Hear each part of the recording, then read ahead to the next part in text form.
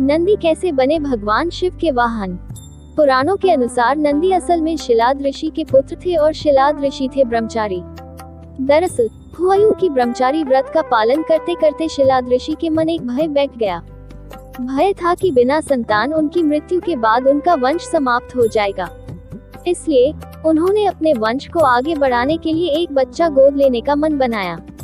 मन तो ऋषि शिलाद ने बना लिया, लेकिन दुविधा ये थी कि ऋषि ऐसे बालक को गोद लेना चाहते थे जिस पर भगवान शिव की असीम कृपा हो। अब ऐसा बालक ढूंढने से भी मिलना मुश्किल था, तो ऋषि भगवान की घोर तपस्या में लीन हो गए।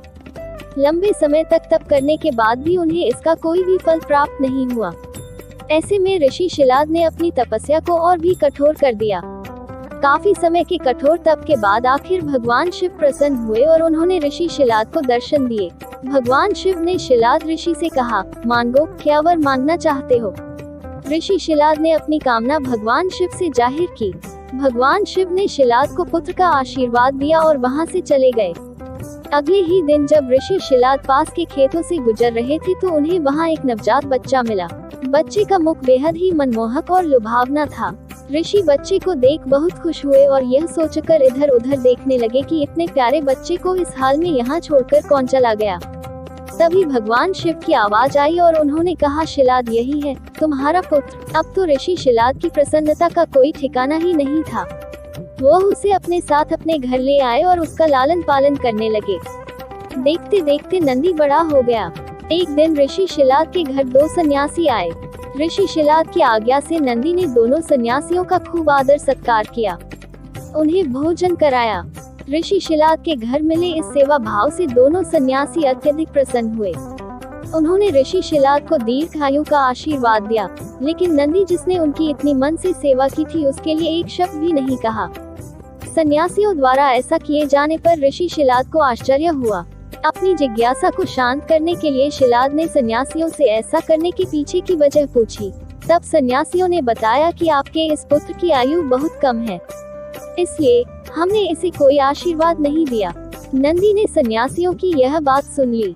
नंदी ने अपने पिता से कहा, आपने मुझे स्वयं भगवान शिव के आशीर्वाद से पाया है, तो मेरे इस जीवन की रक्षा भी भगवान शिव ही करेंगे। आप इस बात की बिल्कुल भी चिंता न करो। इतना कहते हुए नंदी भगवान शिव की आराधना में लग जाता है। अपने पिता की तरह ही नंदी ने भी भगवान शिव को प्रसन्न करने के लिए कठोर तप किया। फलस्वरूप भगवान शिव प्रसन्न हुए और नंदी को बैल का मुख देकर अपना सबसे प्रिय और वाहक बनाया।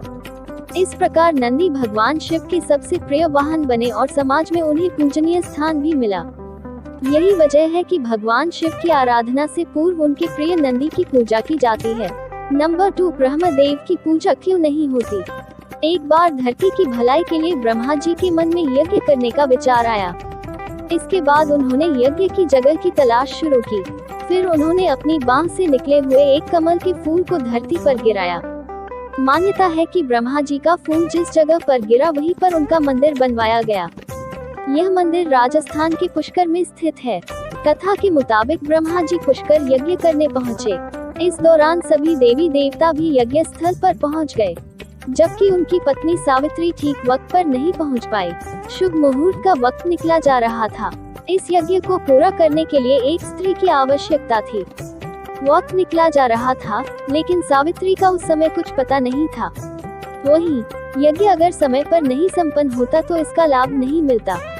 इसलिए ब्रह्मा जी ने उस दौरान एक स्थानीय ग्वाला से विवाह कर लिया और यज्ञ की शुरुआत की। यज्ञ शुरू होने के थोड़ी देर बाद ही जब सावित्री वहां पहुंची तब उन्होंने अपनी जगह पर एक अन्य स्त्री को ब्रह्मा जी के साथ बैठा देखा। ये देखकर सावित्री बहुत क्रोधित हो गयीं। उन्होंने उसी वक्त ब्रह्मा जी को श्राप दिया कि इस पूरे संसार में कभी उनकी पूजा नहीं होगी और कोई भी व्यक्ति पूजा के समय उन्हें याद नहीं करेगा। सावित्री को इतने गुस्से में देखते हुए उस वक्त सभी देवी देवता डर गए। सभी देवताओं ने सावित्री को समझाते हुए उन्हें अपना श्राप वापस लेने के लिए कहा। सावित्री का गुस्सा जब ठंडा हुआ तब उन्होंने ये कहा कि जिस स्थान में ब्रह्मा जी ने यज्ञ किया है केवल उसी स्थान पर उनका मंदिर बनेगा। इसके बाद कहा जाता है कि देवी सावित्री पास में ही एक पहाड़ी पर तपस्या में लीन हो गयी और आज भी वहां उपस्थित हैं। कहानी से सीख, कभी भी कोई भी फैसला जल्दबाजी में नहीं लेना चाहिए। अगर आप हमारे चैनल पे नए आए हैं तो प्लीज हमारे चैनल को सब्सक्राइब कर लीजिए ताकि ऐसी ही वीडियो आपको देखने को मिलता रहे। धन्यवाद।